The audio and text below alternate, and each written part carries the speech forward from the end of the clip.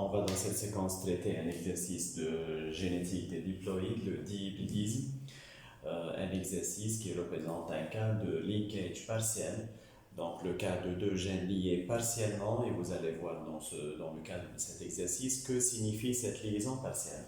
Donc on commence par lire l'hypothèse: des drosophiles aux ailes longues et aux yeux bruns sont croisés avec des drosophiles aux ailes vestigiales et aux yeux rouges. Donc j'ai représenté en rouge les phénotypes des souches croisées, donc longues, les yeux bruns, vestigiales, rouges. Toute la F1 présente des ailes longues et des yeux rouges. Des femelles F1 sont croisées avec des mâles aux ailes vestigiales et aux yeux bruns. On obtient des drosophiles. Donc voilà le résultat du deuxième croisement. 4 types de phénotypes avec des proportions différentes égales 2 à 2. Donc vous constatez que les drosophiles aux ailes longues et aux yeux rouges et les drosophiles aux ailes vestigiales et aux yeux bruns présentent des effectifs proches. Les drosophiles aux ailes longues et aux yeux bruns et les drosophiles aux ailes vestigiales et aux yeux rouges présentent aussi des effectifs proches, et on va l'expliquer. On va donc commencer par noter une hypothèse qui exploite l'ensemble des résultats présentés par l'énoncé de cet exercice. Donc, on va commencer par présenter les caractères étudiés. Donc, 2 caractères.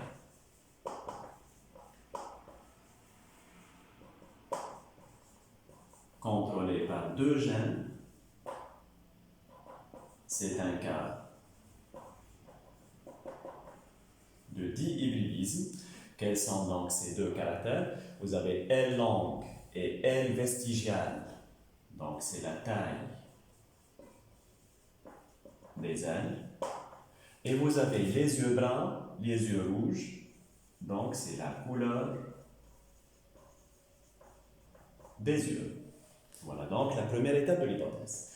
La deuxième étape de l'hypothèse, on va exploiter les résultats obtenus en F1. D'abord ce terme toute la F1, donc tous les descendants F1 se ressemblent.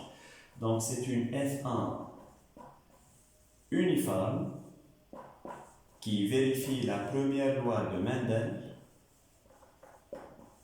Première loi de Mendel vérifiée, et qui prouve donc que les parents croisés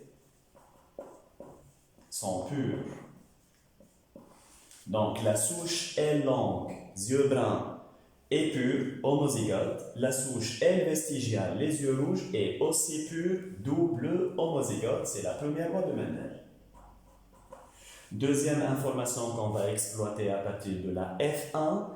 Toute la F1 présente des ailes longues et des yeux rouges. Faites attention à cet exemple. Ailes longues, ça provient de l'un des parents, alors que les yeux rouges proviennent de l'autre parent. Il y a des élèves qui commettent une faute grave dans cet exemple, qui vont dire qu'il s'agit d'une codominance. Ça n'a aucun sens. Dans une codominance, le phénotype qui apparaît en F1 doit être intermédiaire entre ceux des parents.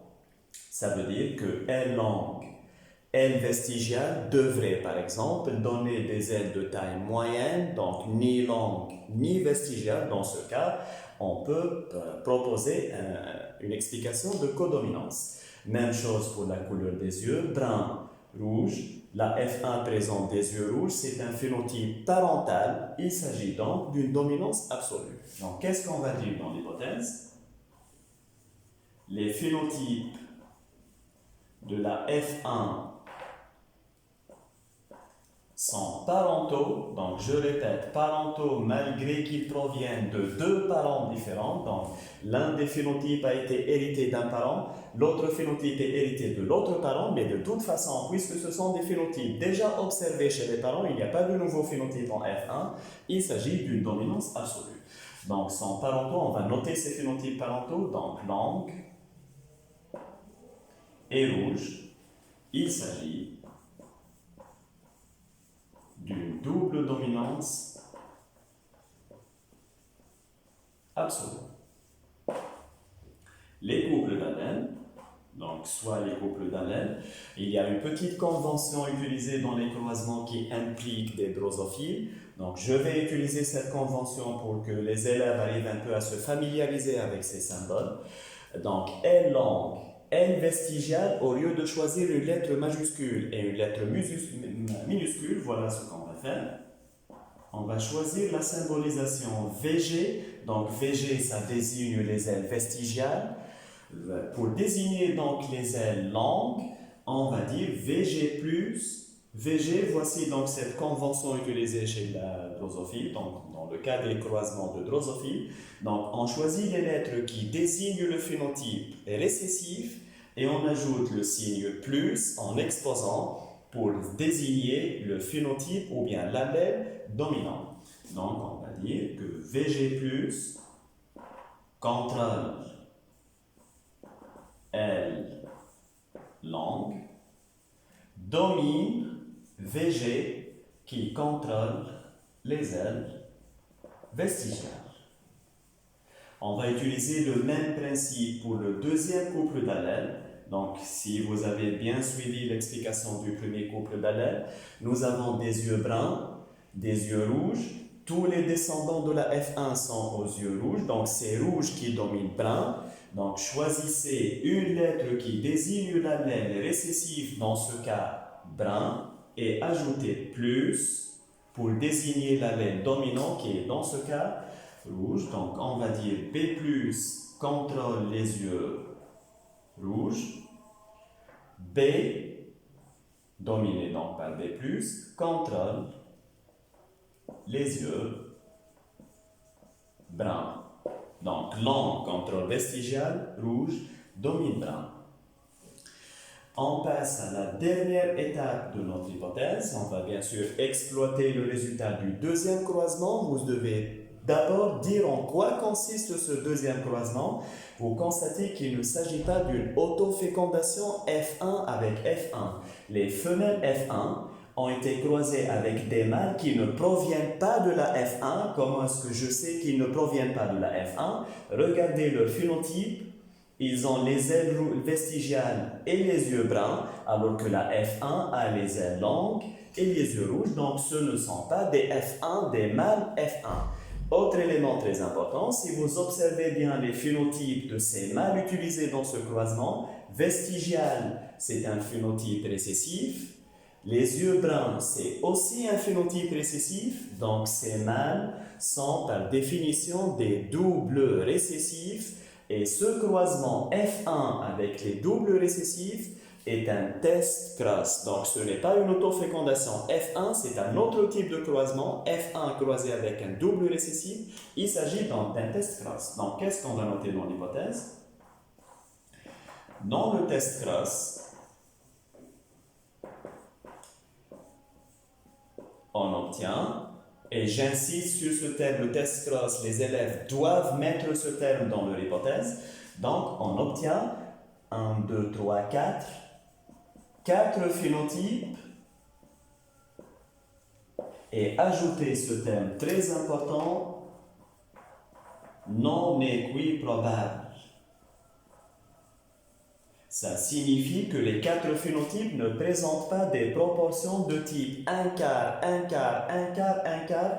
Donc, ça exclut le cas d'une indépendance génétique. Parce que dans l'indépendance génétique, un test cross doit donner 4 phénotypes de même proportion chacun. Donc, non équiprobable, je vais mettre, ce n'est pas une indépendance génétique. Donc, il y a, si vous voulez par élimination, liaison génétique.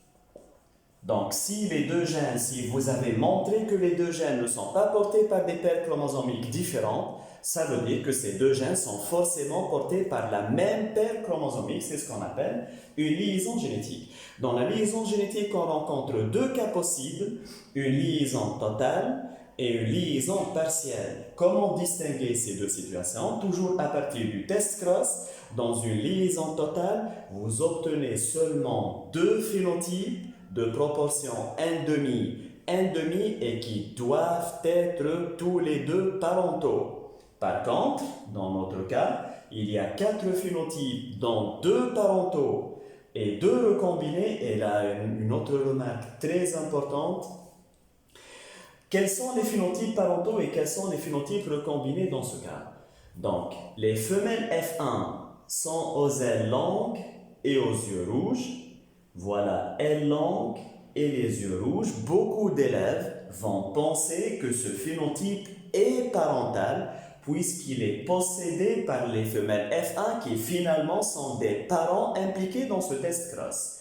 Les mâles aux ailes vestigiales et aux yeux bruns, donc ailes vestigiales et les yeux bruns des élèves vont aussi penser qu'il s'agit d'un phénotype parental. Eh bien, c'est tout à fait faux parce que ces phénotypes sont apparus avec des proportions minoritaires.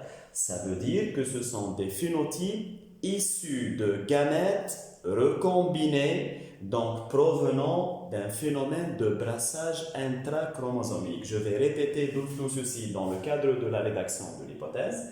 Donc, qu'est-ce qu'on a obtenu dans le test cross? 2 phénotypes minoritaires recombinés. Ça veut dire que ce sont 2 phénotypes provenant de 2 gamètes recombinés et 2 phénotypes majoritaires parentaux. Voilà les phénotypes majoritaires parentaux et je répète, je vais bien l'expliquer tout à l'heure. Donc, ailes longues et yeux bruns, ailes vestigiales et yeux rouges sont bel et bien des phénotypes parentaux provenant de gamètes, donc parentaux. Donc, qu'est-ce qu'on va dégager de cette situation? Qu'il s'agit d'un linkage ou bien une liaison partielle. Il y a brassage intrachromosomique. Voilà donc une hypothèse rédigée à partir de l'énoncé de cet exercice. Vous pouvez ajouter dans l'hypothèse un autre élément très important ou bien vous pouvez le calculer plus tard. Quel est le pourcentage de recombinaison dans ce cas? Pourcentage de recombinaison, ça signifie la fréquence d'apparition des phénotypes recombinés, en d'autres termes, la fréquence du chiasma qui touche ces 2 gènes liés au cours de la méiose. Comment calculer donc ce pourcentage de recombinaison? Donc, puisque c'est un pourcentage de recombinaison, il est directement lié au pourcentage minoritaire des phénotypes recombinés. Donc, ces phénotypes recombinés sont désignés par un pourcentage qu'on appelle P. P, donc, c'est le phénotype, c'est la proportion des 2 phénotypes recombinés minoritaires. Qu'est-ce qui reste donc aux phénotypes parentaux majoritaires? Un pourcentage égal à 1 moins P. 1, ça veut dire 100%, le total, moins P qui correspond au phénotype recombiné. Ce qui reste, c'est le pourcentage des phénotypes parentaux et c'est donc 1 moins P. Voilà donc avec l'hypothèse qu'on peut dégager à partir de cet énoncé. Je vais effacer et passer à l'interprétation des croisements pour appliquer toutes ces informations.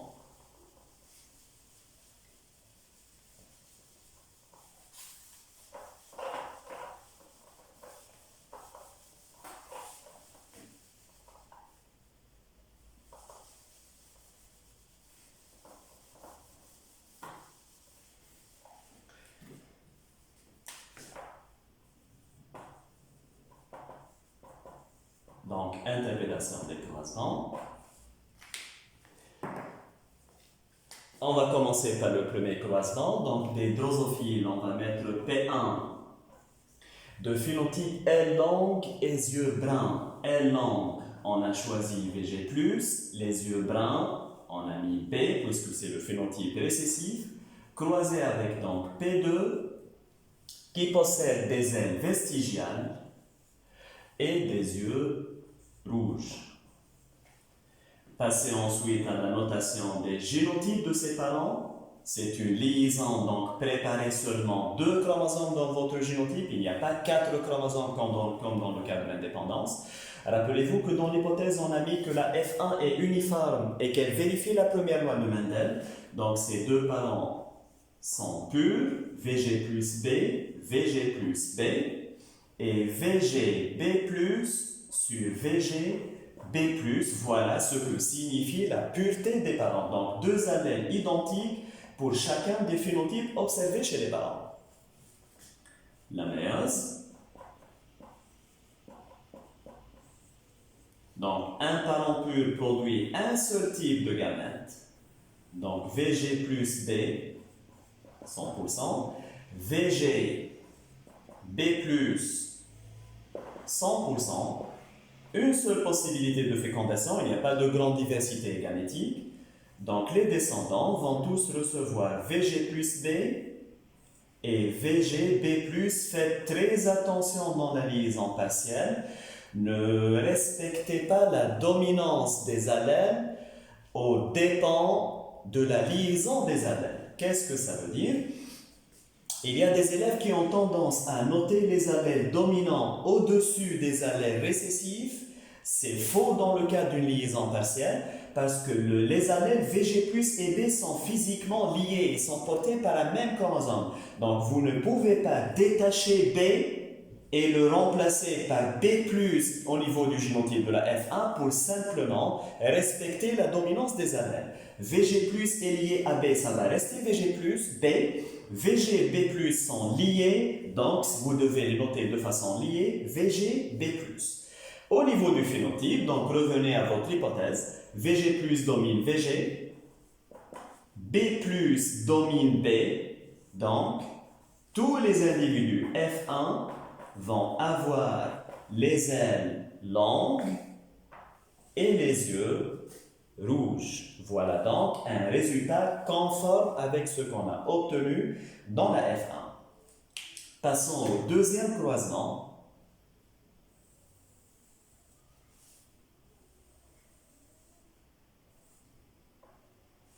Donc, suivez bien l'énoncé de l'exercice. Des femelles F1. Donc, femelles F1. On a déjà dégagé le phénotype VG+, B+. On a dégagé le bon génotype VG plus B, VG B+. Donc, ces femelles F1 sont croisées avec des mâles aux ailes vestigiales et aux yeux bruns. Donc, mâles aux ailes vestigiales et aux yeux bruns. Je rappelle qu'il s'agit d'un double récessif, il s'agit donc du test Cross. Ce double récessif est forcément pur. Ça veut dire qu'il ne peut pas porter dans son génotype un allèle VG+, ou bien un allèle B+, sinon ça ne serait pas conforme avec son phénotype double récessif. Ce mâle va donc produire un seul type de gamète, VGB 100%, alors que la femelle va être affectée au cours de sa méiose par le brassage intrachromosomique. Eh bien, qu'est-ce que ce brassage intrachromosomique? Cette femelle peut produire des gamètes parentaux, donc VG plus B et VG B+. Voilà donc des gamètes parentaux. Et de nouveaux gamètes obtenus grâce au chiasma. Le chiasma va donc établir un contact entre les chromosomes homologues et permettre une recombinaison, c'est-à-dire un échange de fragments entre les chromosomes homologues, de telle sorte que des gamètes VG+, B+, vont apparaître, alors qu'en principe, ils ne devraient pas apparaître s'il n'y avait pas ce phénomène de chiasma, et des gamètes VG, B vont aussi apparaître.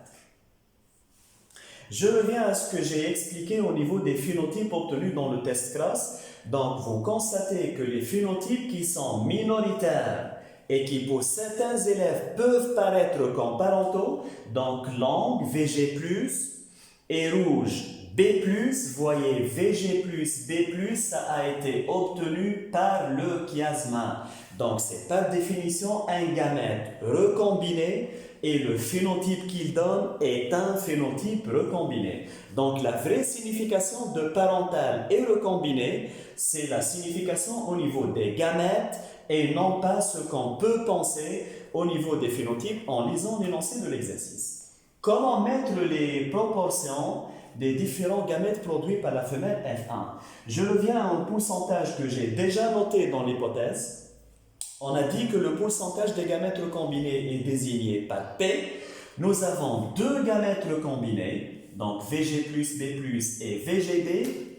On va mettre donc P sur 2 et P sur 2. Et par la suite, on va calculer la valeur réelle de ce P. Les gamètes parentaux possèdent un pourcentage noté 1 moins P. Donc, puisque ce sont deux gamètes parentaux, ils se partagent ce 1 moins P de façon équitable. Donc, 1 moins P sur 2. Et 1 moins P sur 2, la seule chose qu'on doit savoir à ce niveau, c'est que les deux gamètes parentaux sont majoritaires. Donc, 1 moins P sur 2, 1 moins P sur 2 sont supérieurs à 25% chacun. Les gamètes recombinés, P sur 2, P sur 2 sont minoritaires. Donc, ces pourcentages sont forcément inférieurs à 25% chacun. On arrive donc à la fécondation. Donc, 4 fécondations possibles. Je vais essayer donc de noter l'échiquier.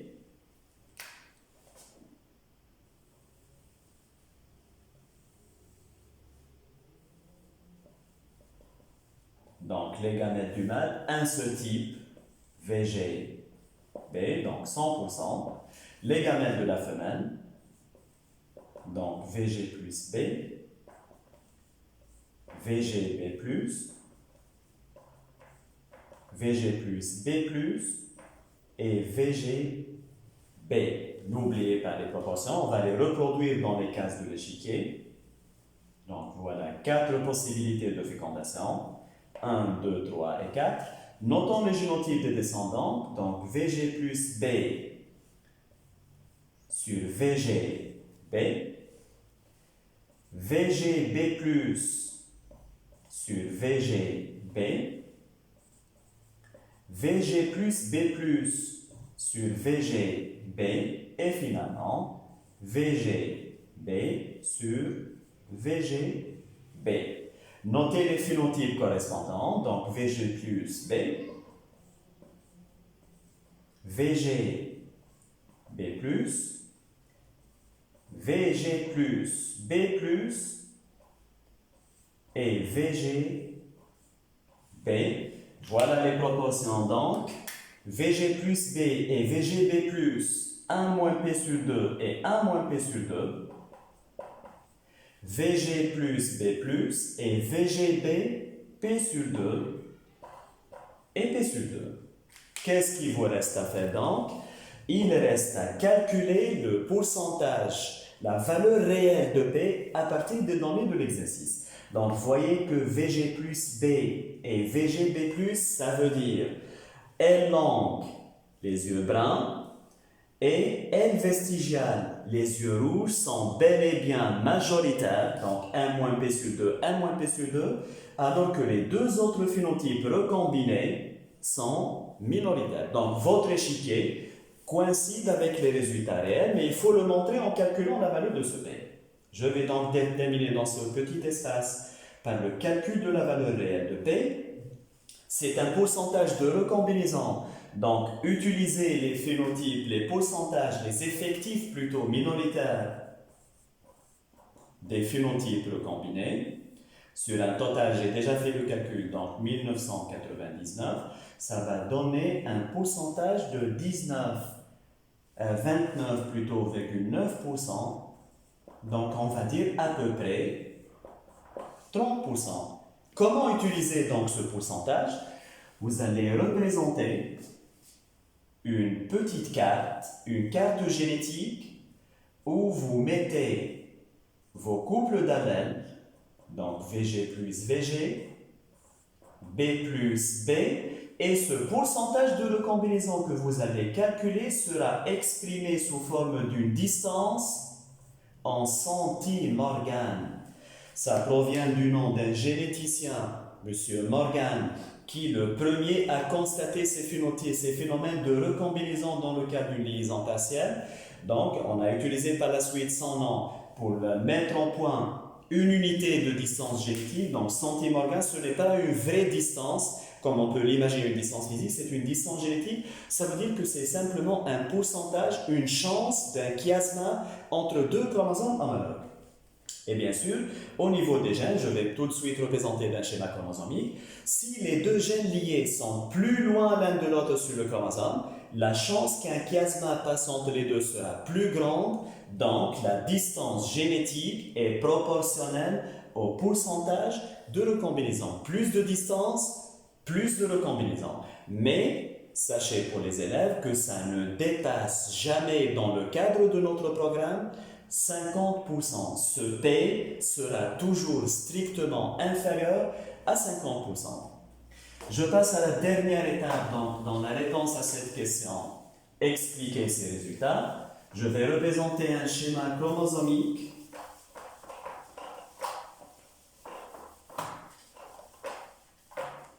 Donc, toujours un schéma chromosomique qui explique la diversité des gamètes d'un individu F1.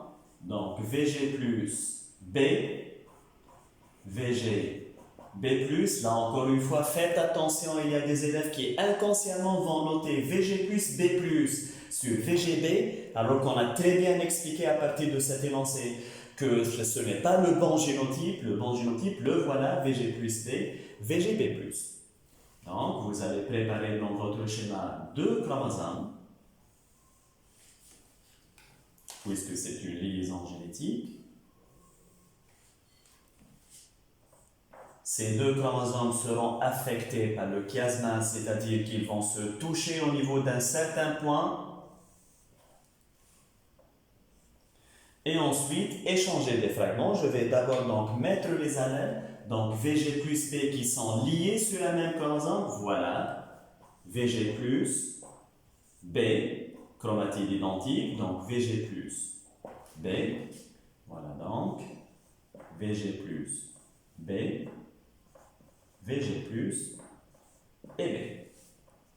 Le deuxième chromosome, donc VG et B+,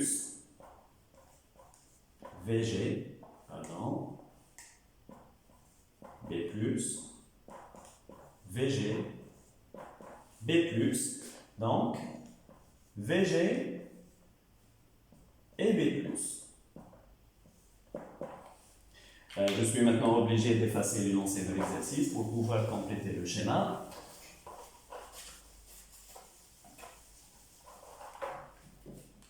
Donc, les chromosomes homologues s'éloignent l'un de l'autre. On va obtenir donc ce phénomène de recombinaison.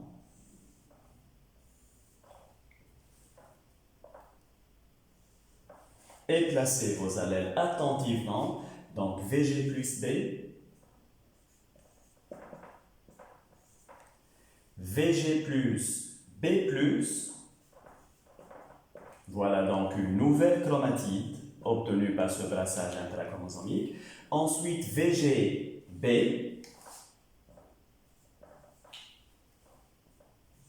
et enfin, VG B plus. Tout ceci a eu lieu en prophase 1 de la méiose. On saute à la fin de la méiose. Donc, première division de la méiose, les chromosomes homologues vont se séparer. Deuxième division de la méiose, les chromatides sœurs se séparent. On va obtenir donc 4 familles de chromatides. Donc, VG plus B, VG B+, ce sont les chromatides parentales, puisqu'elles n'ont pas participé à l'échange de fragments. Donc voilà, ce sont les chromatides éloignées du chiasma. Et les nouvelles chromatides, donc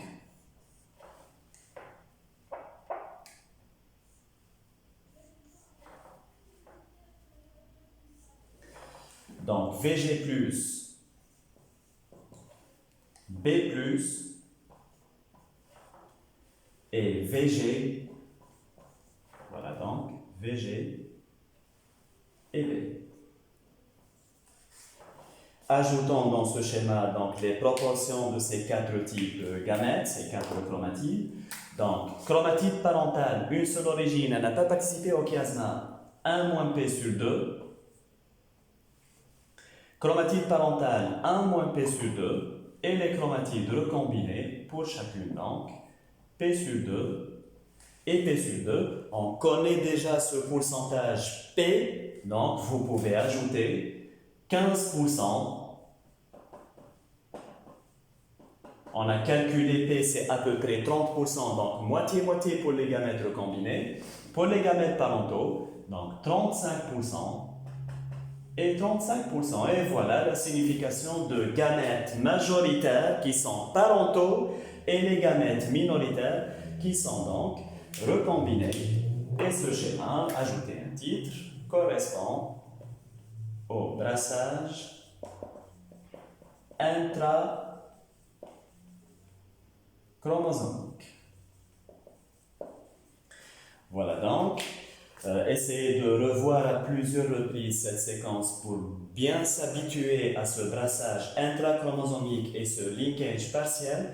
Il y a sur la chaîne d'autres séquences qui parlent du linkage absolu et de l'indépendance génétique. Il y a aussi d'autres séquences qui montrent les schémas chromosomiques des brassages inter- et intrachromosomiques sans les allèles, donc pas dans le cadre d'un exercice de dihybridisme. Donc je vais mettre les liens de toutes ces séquences dans la présentation de cette séquence présente.